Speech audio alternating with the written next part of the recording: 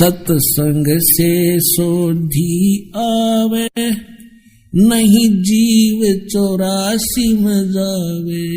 सत्संग से सोधी आवे, नहीं जीव 84 में जावे।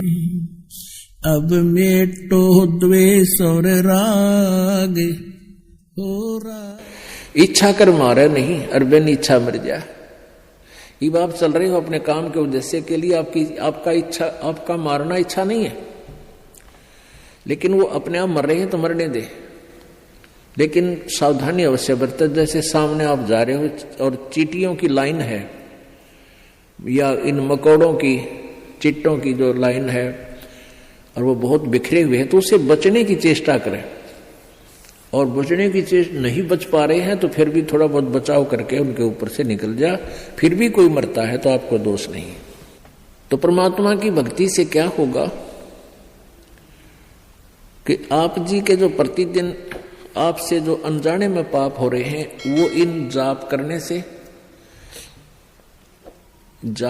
से भगवान की जो भक्ति आपको दी है परमात्मा की, और प्रतिदिन जो आप नित्य वाणी बोलते हो, पढ़ते हो, सुनते हो, इनसे आपके प्रतिदिन वो पाप अनजाने में किए हुए साफ होते रहेंगे।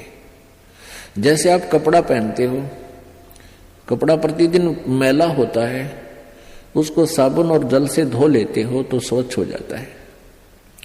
ऐसे ही आप जी का जो प्रतिदिन किए हुए नित्य नियम, प्रतिदिन किए हुए मंत्र भक्ति के, ये आपके ऊपर अनजाने में हुए पापों को डेली साफ कर देता है।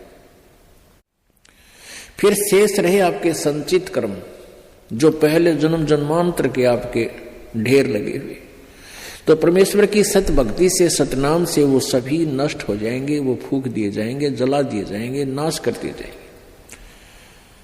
ये पूर्ण परमात्मा सत्य पुरुष कबीर देव जी की भक्ति से ही वो संचित कर्म और ये वर्तमान के जो क्रियावान कर्म और प्रारब्ध के पाप कर्म, ये सभी पाप कर्म परमेश्वर कबीर जी की भक्ति से नष्ट हो जाते हैं, समाप्त हो जाते हैं, नाश हो जाते हैं, खत्म हो जाते हैं।